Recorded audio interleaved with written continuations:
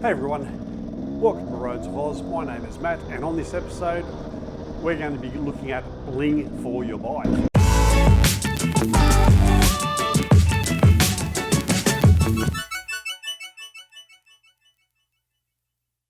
Now, what I won't be recommending, and is the last thing you should ever get for your bike, is an aftermarket loud exhaust. That bullshit excuse of loud pipes saves lives has no bearing on trail bikes. All it does, loud pipes irritate people, which have been complaining, which reduces areas that we can actually ride our bikes, or gives it unwanted attention from things like rangers, police, etc. So avoid a loud pipe, and don't give me the excuse that it makes the bike lighter. It's cheaper just for you to lose that extra couple of kilos, and not only that, good motivation and good for you too. Your kids don't need a ridiculously loud bike. The only time you should be getting an aftermarket exhaust is when the exhaust on your current bike is worn out and needs replacing, and an aftermarket one is cheaper than the factory one. But again, I wouldn't want anything that's ridiculously loud.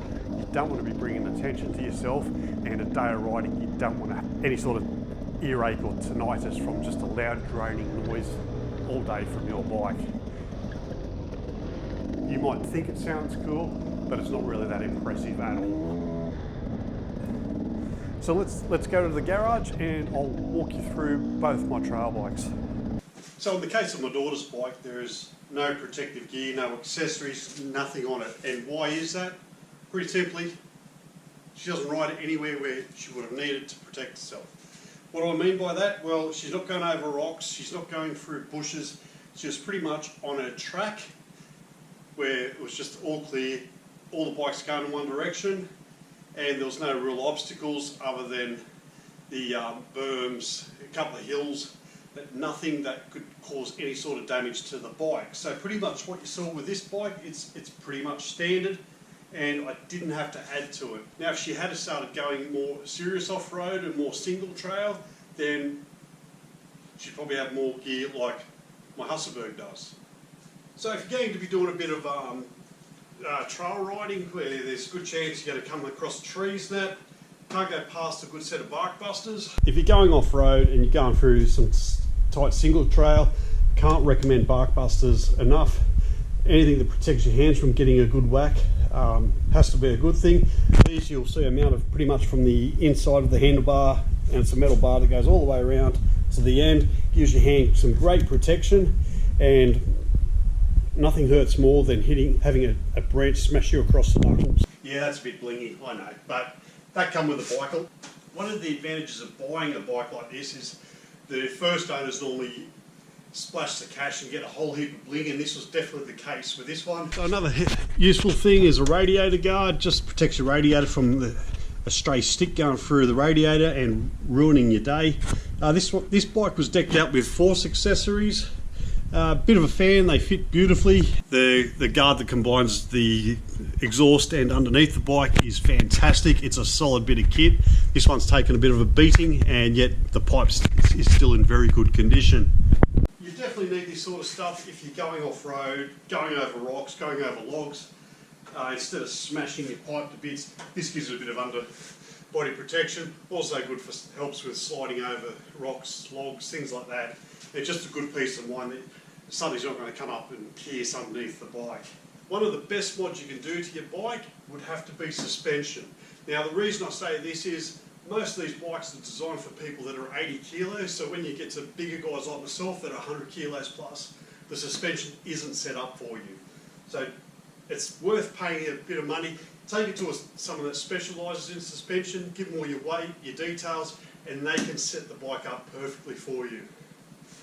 Another handy one would be bar risers. I haven't done this one yet, but I've actually ridden the Berg that's had the suspension done, the bar risers done, and it's a much better bike to ride for someone of my build, because that bike was built for someone similar shape to myself.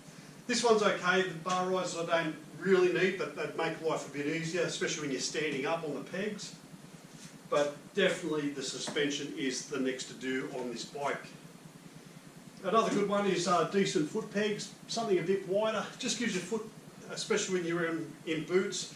You don't have much play in it, so the more support you've got, the better.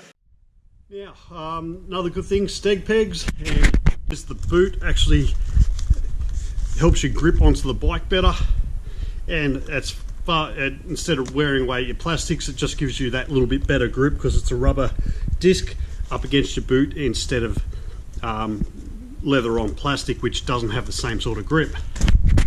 So definitely steg pegs, money well spent, especially it makes your life easier when you're standing up, and you do a lot of standing up when you're riding at the trail. Now the best isn't actually any blingy type items or anything for the bike, it's actually spending it on yourself. And that's doing things like courses. They teach you how to ride these things properly.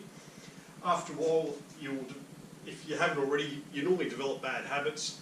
A good course will help teach proper technique, better riding tips, and they will pick up on any little unusual or poor habits that might affect your riding.